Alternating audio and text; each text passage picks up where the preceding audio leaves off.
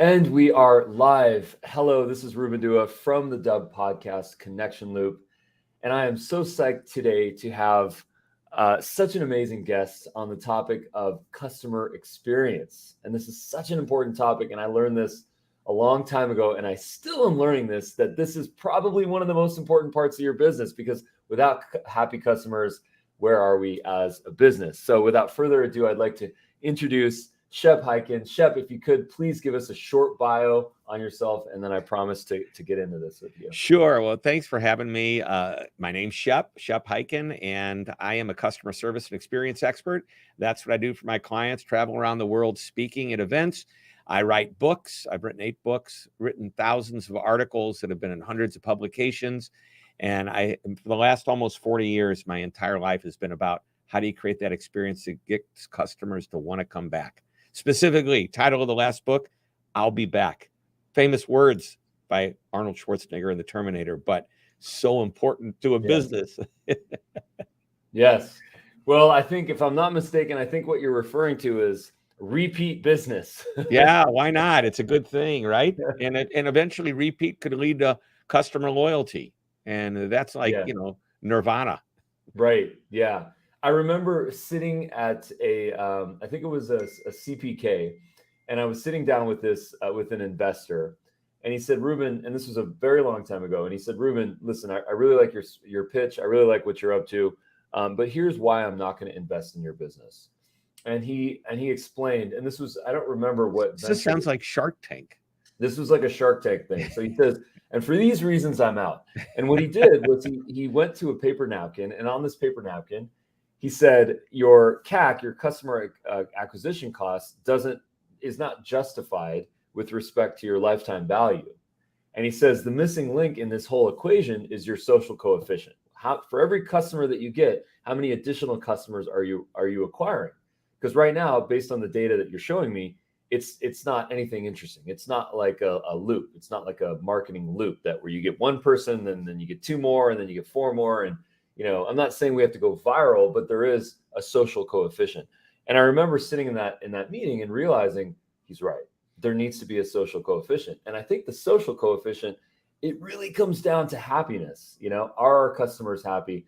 So I would love to, I know that this is a very broad topic, but if you could just take us on a journey of really how to, first and foremost, how to understand this from a mindset. Like what do we have to do within ourselves to understand this? And then secondly, how do we, outreach to truly connect to our customers, to do that thing, which is to make them happy and to ultimately get that social coefficient. Right. And I was looking for some stats and facts. If you go to my website, there's a research report you can download. We call it the Achieving Customer Amazement Report, which is really a state of customer service and customer experience in today's world. And let me emphasize, it doesn't matter whether you're B2B, B2C, a solo entrepreneur, or part of a major Fortune 50 organization. You create the right experience and people talk. And there we go. And those are the last 3 years of reports. You create the right experience, people talk. Your best marketing isn't you paying for all of the ads. It's when your customer says, let me tell you who I use for this, or who I do business with, and they talk about you. And the only way that happens is you create the experience that makes them want to talk about you. Mm-hmm. And I always talk a cocktail conversation. Dentist, lawyer, or maybe you're getting ready to buy a new TV, or maybe if it's a conference and it's an industry conference, you're talking about who your favorite vendors are. I mean, this is where you get that word of mouth. A friend of mine, and I know before we actually went live, we talked a little bit about Morton's. Tom Baldwin is currently the CEO of Benihana, the steak, they make the steak and chop it up, the shrimp tail, right? And the hat. Shrimp, toss it, the funnel, the volcano funnel of onion, and all. He was the CEO of Morton's, and he said the best marketing team we have is not somebody in our corporate office. It's the people on the front line, making sure that our guests walk out of that restaurant happy, and not only want to come back, but want to bring their friends, want to talk about them. And furthermore, he said something, I don't necessarily agree 100% with this, but he thinks that customer service, he said it's mistakes handled well. Okay, well, yeah, I think that's part of the experience. Handle the mistake well, and you can not only fix the problem, but get people to a higher level of confidence about you. But in a sense, in that restaurant environment, he's probably right. You never want anybody going out unhappy. Um, and I know I could go on and talk about this, but I just got finished with an interview where we talked about what motivates or demotivates customer service reps in a company. And I said one of the things that's probably the biggest demotivator is the metrics that you use to define success from the standpoint of the agent being successful, and that is average handle time. Okay, AHT, average handle time, and that is how long that agent spends with the customer.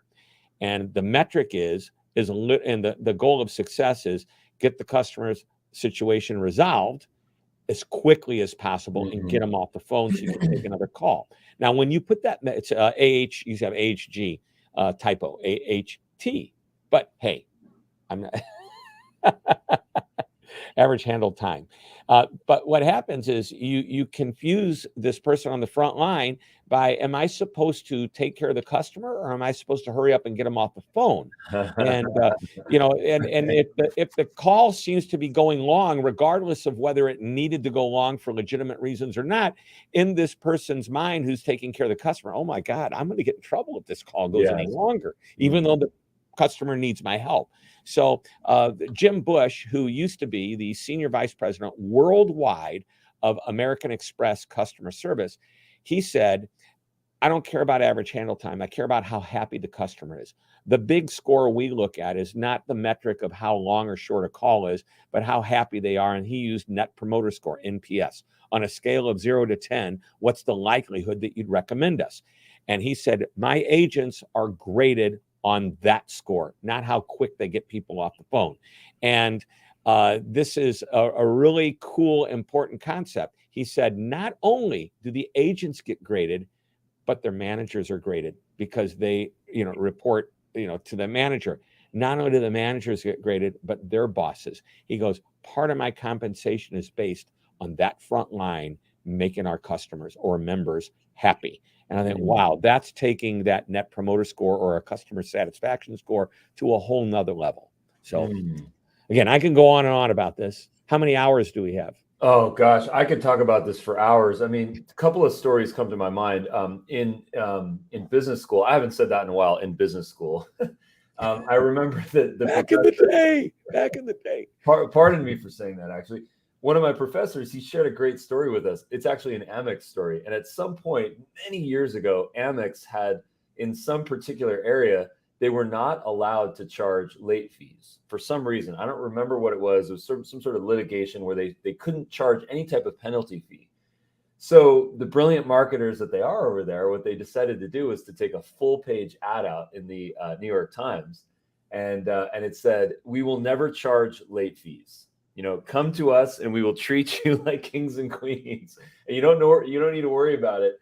And, they had some sort of a qualifier to make sure that they're getting the right audience so that they weren't taken advantage of. But, it's this great story on turning a negative into a positive where, if you can spin something so that now customers feel empowered, all of a sudden now they might flock to you. We've noticed a lot of subscription services, Disney, Netflix, Amazon Prime Video, they're all raising their prices. A lot of companies are raising their prices now. Inflation, in fact, at Dubb, we're also raising our prices early next year. And one of the things that we're navigating right now is how do we spin it so that, hey, we're not just trying to extract money, hard-earned money from you, rather, we're trying to provide more value to you. And this is something that we think about a lot. I'd love to get your feedback on how we can turn challenges, conflicts, mistakes into in fact opportunities. Well, let's talk about specifically what you're up against right now, which is you're getting ready to raise your prices, and you know that there are going to be customers out there that are going to say, I'm not paying anymore, and you can lose them unless you give them the legitimate reason why those prices are being raised. So I wrote an article I have a weekly Forbes column, and Forbes.com comes out every Sunday, and been doing it since 2014. Never missed a week. That's part of my contract. The editor said, you miss a week and you're fired. And I promise not to miss a week. Anyway, I wrote about this e-bike company. And essentially, a lot of the manufacturing parts that he uses comes from overseas. And when Trump was president, he put a, oh, wow, look at that. And look at all the guitars off to the right. So those are all the guitars that I've looked at, and it's Guitar Center. Is that what it is? Those are from you perusing. Look at that. You've got the Strats. You got the, look at that. From Guitar Center, you got the Les Paul. Oh, and there's Amaze. And there's American Express. They heard us talking about them. And look at that to the left. There's the pictures over at Benihana. It's all coming together here. Oh, and there's look at that. Go back up. There's a stack of books right there. See those books? Those books. So the Benihana, I wrote 7 Ways to Create Brand Recognition from Benihana. I just did their annual meeting. Their CEO, Tom Baldwin, I see it in the line. This is fascinating. They have only, I believe it's 100 and some odd restaurants. I don't remember the exact.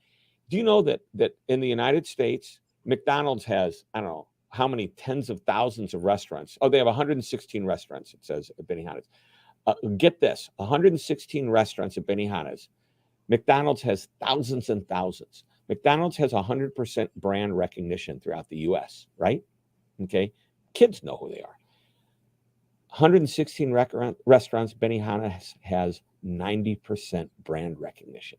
Because they create such an experience that people remember, and it's viral, and people go there for special occasions. I'm getting ready to write an article about whether or not your company is worth, are you doing so well that people want to take a selfie while they do business with you? Yes. Okay. Are you at that level? I mean, because they want to remember the moment. And I think that's so important. Now we're getting off track. So what happened is this gentleman had to import these parts. And if you remember, there was a tariff that the Trump, during his presidency, said anything coming in, we want to make everything manufactured in the U.S. If it comes in from outside the U.S., you're going to pay an extra whatever it is. And that's fine. He accepted that. But that meant his costs were going up. And it got to a point where he can't stay in business if the costs get too high. So he raised his price. But in the process of raising his price, he explained exactly why. And why he wasn't making any more money than he would normally make in any given year, but because we get some of our parts manufactured over from this country and that country. When they come in, we have to pay an extra tax on it. And, if you want to buy our bikes, we have to charge you more. If we don't charge you more, you won't even be able to buy our bikes because we won't be in business. So that transparency translated to 0 drop in business. 0. Think about that. That's incredible. Why? Because they were transparent and honest. And I think a lot of the people that he does business with, it's a really cool idea, is that they feel, yeah, there it is. Yeah, that is it. The rad power bike. Nice. That's probably not too far from where you live. Very interesting. I mean, I understand this. I bought an electric bike on Amazon during the pandemic. And one day, I was driving that said electric bike down the street, and believe it or not, all the brakes went out. I don't know how both the front and the back brakes at the same time. That's not a good thing. And I remember having to use my feet as brakes. And I said, how is that possible that both of them went out? And we still can't understand this because these are 2 separate units. The reason why I'm saying this is because had the company come out and said, we need to raise our prices so that we can put better parts and get shipped on time, I would have said, okay, fine, because who's going to put safety second when you're on an electric bike? Right. Oh my gosh, that's crazy. And by the way, I assume you called there and you talked to them, and what did they do to fix the problem? They did absolutely nothing to fix the problem. This was the problem. This is truly the problem where you don't have a company with a face that really is dedicated to customer service. I ended up having a very brief chat on Amazon, but I actually had to go and buy the it's called a brake bleed kit. Bleed kit. So I had to buy a bleed kit, a custom bleed kit, take it to the bike shop, gift it to them, and then they had to rebuild all the brakes, and I had to pay out of pocket. I didn't go through the experience. I'll never be recommending that bike company ever again. I mean, now the bike's good, but it wasn't a great experience, And I I love telling people about a good experience. Just today, I've probably told 3 people about a positive experience that I've had. I just was telling someone about my Fender Telecaster. I love the guitar, but when it got sent to me, the guitar cable port was loose. The top hat pickup switch, popped off, which apparently happens to all Telecasters. Maybe you know that. You have to solder it so that it melts. And I asked myself, when you spend almost $1,000 on a guitar, why do you have to deal with issues like that? So Well, how about when you spend $5,000 on a guitar and the same thing happens? Because it does. I know. And I yeah, know. my most recent purchase was a semi hollow body Telecaster and custom shop, and the guitar store that I bought it from. I took it, because of COVID, they don't have any walk-ins. You know what you want. This is a Yeah. place that you go to because you know what you want, and they will guarantee it. And I got it home, and I was playing it, and I got the static and the crunch, and I go, something's wrong here. So I called the place up, and they go, bring it back. We are so sorry. Brought it back. He hand delivered, brought it to me. So I didn't have to go back to the store.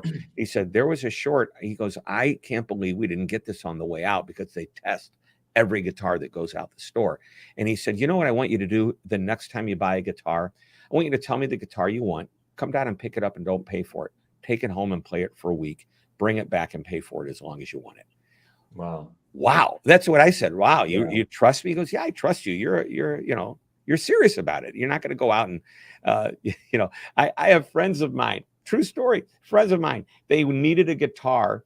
They didn't want to take their guitar with them to wherever they were going, whatever city. They went to the Guitar Center. They said they wanted to take it home and demo it. So they paid for it, and they brought it back 3 days after the gig.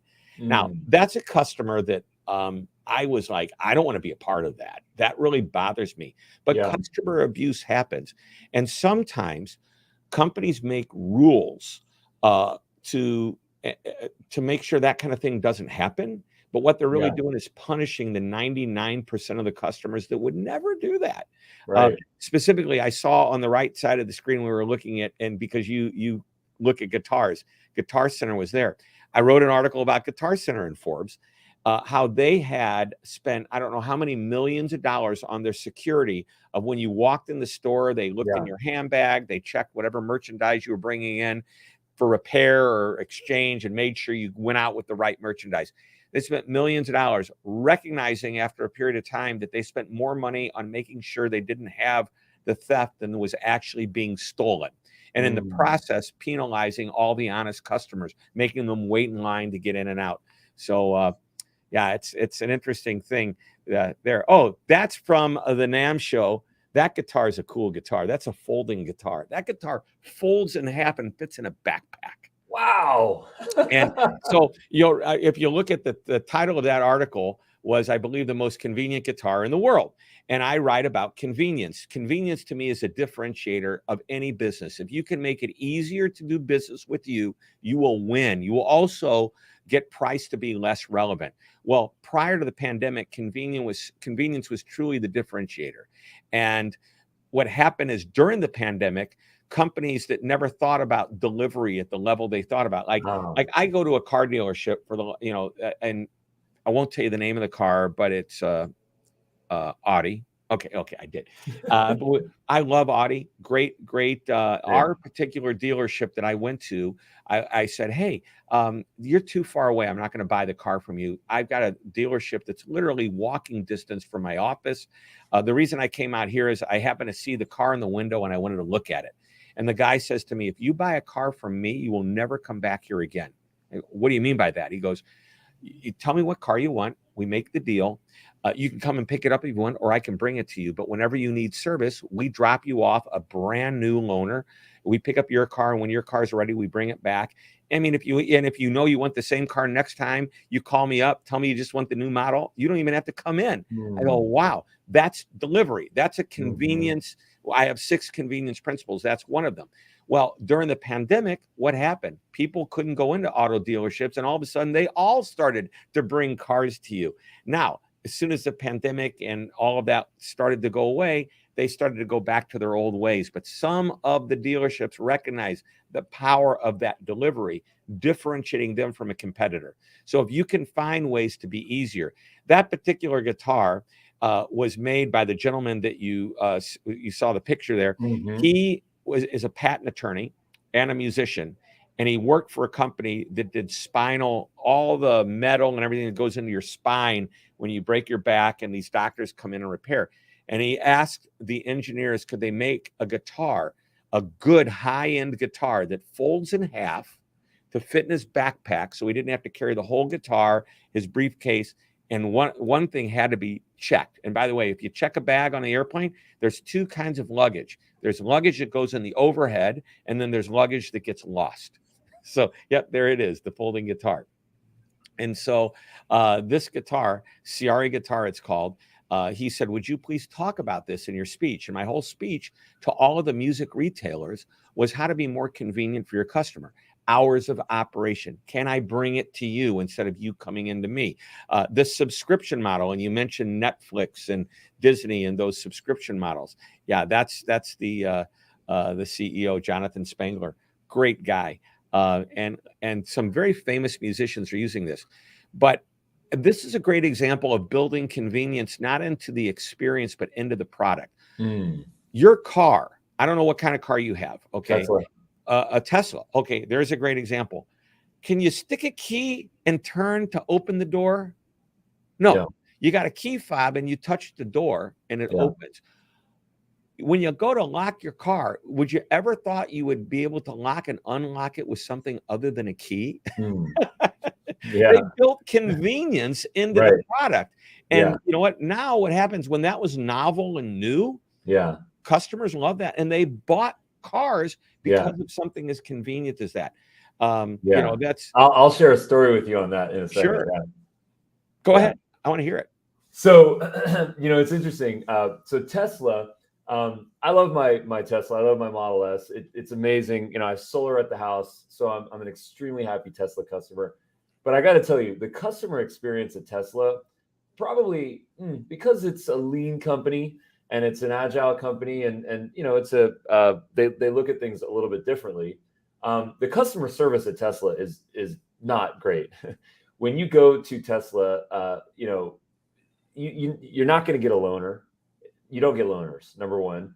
I've had stuff stolen from the car.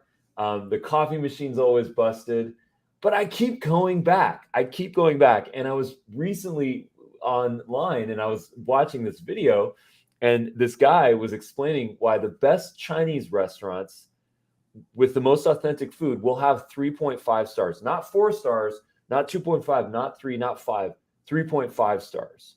And the reason why that's the case is because real authentic Asian places, they're not focused on customer service. They're focused on the quality of the food. They don't care if you want good customer service. That's not why they're there. They're there to make really good noodles, really good soup, really good food, and to get you in and get you out and get the next person in there. And you know, I was sort of reminded with Tesla that, you know, maybe they have that philosophy. Maybe it's the rude waitress, you know, philosophy, the rude waiter philosophy, where they actually don't really care if your customer experience is bad because, hey, you're getting a Tesla, and Tesla has. I'm going to take it a step further. Yeah, please. I think that Tesla, and you just said it, I've got solar power, I've got a Tesla. There's a reason. Yeah. You care about the earth. You care about sustainability, right? Yeah. Well, what do you think Tesla's about?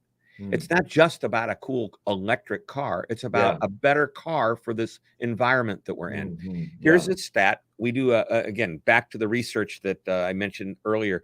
Here's the stat. 30% of customers that we surveyed, over 1,000 customers, statistically valid, across all generations, ages, ethnicity, geography, 30% would be willing to tolerate poor customer service if a company or brand had a social cause that was important to them.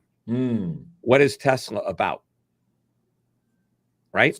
Yeah.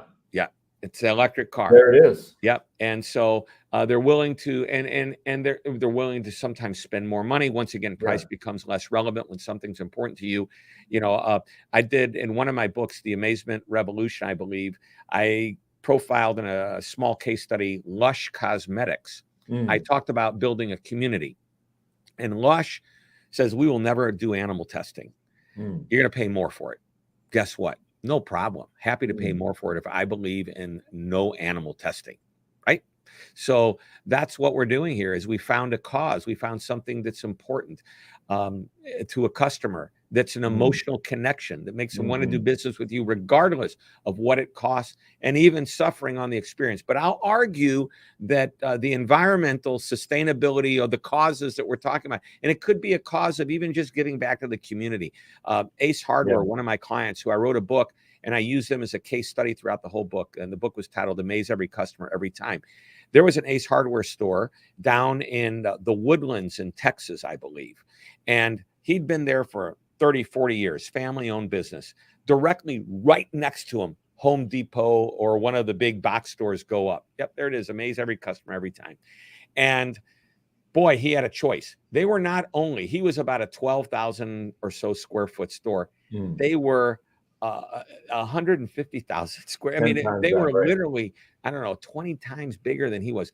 On top of that, they outspent him in advertising dollars 30 to 1. How does he compete? He pulls all his advertising and he says, you know what I'm going to do? I'm going to start sponsoring all of the little baseball teams for the kids and the soccer teams. And I'm going to go to churches and tell them you're having a dance. Let me pay for the band. I'm going to go to the youth organizations. I'm going to go to the high schools all in my area. And I'm going to become so ingrained in the community that I'm their hardware store, even though I know my prices are a little bit higher than Home Depot, even though I don't have nearly the selection of Home Depot. And by the way, here's what he does. When you come in there and he doesn't have what it is that you want, he sends you to Home Depot. Another Ace Hardware dealer up in Boston said, well, that happened to me too. And what I did is I went to lunch with the general manager of the store. And I said, look, we don't need to be, beating each other up on prices. Why don't you just tell me, let's figure out what you do and what you have in there that I don't. And I'll tell you what I have that you don't. And let's just send customers to each other's stores. It was beautiful. It's like keep your friends closer and your enemies even closer than that or something, whatever that is. But I mean, these are all what I would call very tactile, grassroots, really simple efforts that you can make. Again, any size company, big or small, it makes no difference. But I know we kind of veered off of what your original ideas were here, but we're getting a lot in. This is perfect. One of the things that I would love to get from you, if that's okay, is the 6 principles. Sure, 6 convenience principles. You're gonna test my memory now, aren't you? The first I'm sure you have an acronym. There is no acronym. It's just 6 principles. Boy, I love acronyms. Maybe I'll have to come up with one. Thanks. Now I got to rewrite the book. But the first is eliminate friction wherever you can, which is an underlying principle to all 6. But if you think about it, and I use big case studies of using Amazon as a big one. And then in each one of the 6 principles, I use 5 more smaller case studies. So number 1 is simply eliminate friction. That's what Amazon did. They took all the friction out of buying a book in the beginning. You don't have to drive to a bookstore. Just go online, find something that you like. We're going to send it to you, and it'll even be less expensive. Although today we can talk about prices. But Alexa is, and I got to be careful. She's right behind me, and I don't want to get her started. But the Echo is a great tool. And what they did is very cool. It used to be before the Echo was real popular, they had something called a dash button. Did you ever get an Amazon dash button? Yes. So it looks like a little doorbell. And the doorbell ties into your Wi-Fi in your home, and it's tied to a specific product like dishwashing detergent. Okay. So when you see you're low on that dishwashing detergent, you just push the dash button and it orders it for you. Okay. So you don't have to turn on a computer or anything. Well, Amazon at some point said, and by the way, they had hundreds of these buttons tied to all these different products. Brilliant thinking. Right. And they said, it's too much friction. We got to make it easier. What do you mean? How can you make it easier than that, than pushing a button? Just say, hey, Alexa, I need more dishwashing. Just say it out loud. And guess what happens? It shows up there. She's talking to me now. See that? Yeah. So, Alexa, turn off. There. She did. Good. So anyway, that's eliminating friction. Number two is if you can find ways to incorporate technology into what you do. And by the way, a lot of what Amazon does is technology. That's why I said you can see this theme throughout all six. So technology might mean, like, I go to the dentist. I don't have to call the dentist, be put on hold, wait for the receptionist to come back, look at her calendar, compare to my calendar. I can now go online and into my account, I open it up and I can see what's available and I can book without ever having to go through that hassle of the phone call. If I want to transfer money from me to you, I can use Venmo or PayPal. That's taking, that kind of thing, as opposed to writing a check, putting a stamp on an envelope, addressing the envelope, mailing it to you, and 4 days later it's there. No, this is so much easier. That's technology. Self-service solutions. What can you do to make it easier for the customer to get what they want, whether it's a product on a website like an Amazon site, whether it's customer support through frequently asked questions, video tutorials, whatever. Self-service solutions. Number 4 is a subscription model. This is why Netflix, and you mentioned Disney, but it used to be subscriptions were about magazines and newspapers, but everything could be a subscription model now. Even automobile companies are starting to let you subscribe to their automobiles. Porsche did this for a while. Audi did it. Cadillac does it. But Porsche said if you subscribe, they had 2 or 3 different levels. You can come on the lot anytime you want, pick out any car that we have and drive it. And you just turn the one in. You just pay a monthly subscription for the right to drive any Porsche that we have. And if you pay more, you get to drive the fancier ones. It makes sense. You don't own it. You're not leasing it. You're not, I guess it's kind of a rental, but it's a subscription. I mean, it's wonderful. And the nice thing about subscription models, software companies have figured this out, is the price is lower. You pay quarterly, monthly, annually, doesn't matter. You get the updates automatically. And once you're in my system, as long as I make you happy, you're going to stay with me forever. Okay. And it's recurring income, and it's huge. I'll be back. Yep, I'll be back. Number 5 is delivery, taking it to the customer. I shared with you the automobile story, but grocery store delivery, food delivery, any kind of delivery, anytime you take it to the customer. And number 6 is access. And that's hours that you're open, logistical. Am I close to you? If I'm online, that's easy. You're always accessible to me. But if I need help and support, am I going to call you I bought a ping pong table from a sports store, and I brought it home, and it's 8:00 at night, and I'm putting it together because I'm working during the day. Okay. I don't have time to do it during the day. And I ran into a problem. I called the company and said they're only open from 8 to 5. I go, oh, so they must be taking care of people that are unemployed, apparently. But, and they did some other cool things that I did get my question, but how accessible are you, whether it's hours of operation, logistical, et cetera. So those are the 6 convenience principles. Well, this is so tremendous to be reminded of these things. We forget about these things. We really do. We think about, how do I maximize my profit? How do I, make my average handle time as low as it possibly can be? But what are the risks? What are the consequences of not actually prioritizing things to ultimately deliver that happiness? What are the consequences? And the wrong metrics will kill it, And the thing that I'm just reminded of in this conversation here is that Tesla customer service is not good.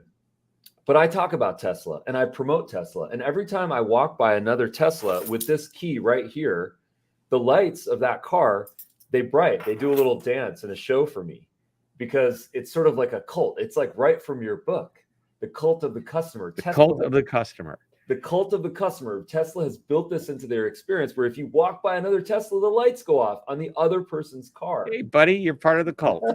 And there's no way I've never seen a switch in my car to turn that off. There's no way to turn it off. But by the way, cult is not a dirty word. And I made that real clear. When I wrote that book, my publisher gave me that title. That's not the title that I wanted to use. Okay. And I thought, this is risky. And only one of my clients sent back the book when I sent it to them as a gift. And they are a religious-based, faith-based hospital. And he said, the word cult is offensive to me. And I said, do you know the definition of the word cult? It's really a group of people who have a common interest and they're together.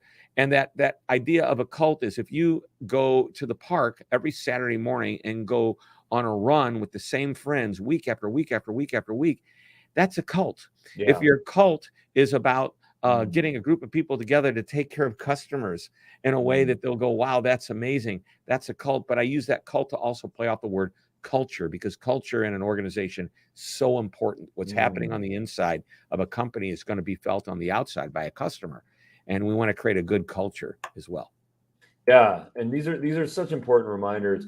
Benihana. I love talking about Benihana. I've been going to Benihana as a kid. In fact, I just searched my Google photos for the word Benihana, and sure enough, I had just a couple show up of the pictures. This is using Google Photos technology that actually I just typed for Benihana, and it actually found one or two of these pictures. These are pictures of you and your family. These are pictures going to Benihana's. This is forever ago. This is probably 20 years ago right here, And isn't that cool? So this is the point. Is the business that you're in, if you're in the defense weapons business, you're probably not going to have somebody come in and say, hey, can I take a picture next to this missile? Okay. Tony Stark. right, Tony Stark. But it's the kind of business you're in, the kind of business that, so I thought about this. What prompted me to write this article was just a couple of weeks ago. I'm in New York City, and I'm walking through Midtown, Times Square, and I'm seeing all these people taking pictures. And I say, not only is it cool that we're in a place, but Times Square knows that this is a special place, to the point where they put bleachers in the one, at Times Square, so you can sit and watch all that's going around you, because they know it's a special place. I'm not saying every company can create a Times Square experience that would make you want to sit, observe, take pictures, and remember that moment. But you should darn well think about what you're doing. I know that, hey, you're the greatest sales rep I've ever had at a company. It's so cool to finally meet you in person. I'm at a trade show for an industry that, I sell refrigerator coils. Okay. But I just met the vendor of the company. Can I get my picture with you? I want to show my friends back at my office. Well, that is a Times Square kind of a moment, a selfie moment. You can create this in any industry as long as you take the time to create the experience that would make people want to remember it like that. So important. So important. And the reality, what you keep reminding us, is that we don't need to be perfect. No, that's not what they want. If nobody is perfect. Vince Lombardi, great football coach. This is not a football analogy. It's a great analogy. And that analogy is simply this. He said, perfection is not reality, but the pursuit of it will create excellence. And there's this beauty to the vulnerability of being honest, being transparent, that that you're making mistakes and that you're trying to improve those, because that actually has the opposite effect. It doesn't make the person feel like they've been mishandled. It makes them feel like they're empowered. They're actually helping you to improve the overall experience. I have a client that is in the janitorial business. Okay. And in their contract, when they sign on a new client, which is an office building where they send their team in to clean the office buildings at night, he makes it real clear that when there's a problem, that you will call him, that it will never fester. That's in the agreement, because he said, I can't fix something that happened 3 weeks ago, but if it happened last night, I'll be out there to figure out what happened. And it's fascinating. And I said, how many clients actually do you have to say, you didn't do what we agreed to do? He goes, they only need to hear it 1 or 2 times, and then they get it. We really want to be there to take care of them. And it's in our agreement. You'll let us know.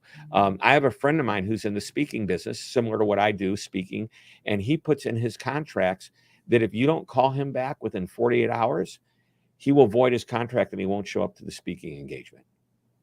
There better be a legitimate reason why you didn't call him back, because he said, you call me, you expect me to call you.